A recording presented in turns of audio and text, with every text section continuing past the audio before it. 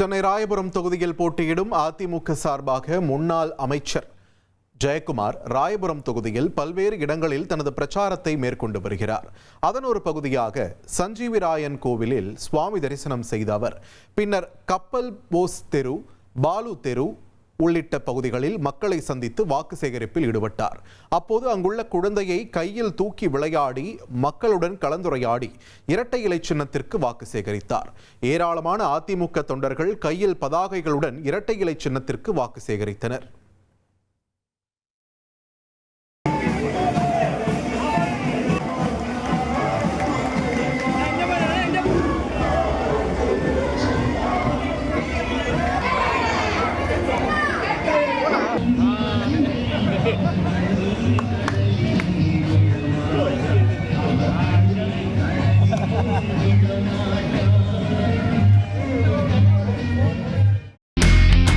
இனி செல்லும் இடமெல்லாம் செய்தி.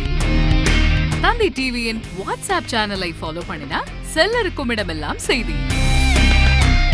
இதோ QR கோட் இப்பவே ஸ்கேன் பண்ணுங்க, ஃபாலோ பண்ணுங்க.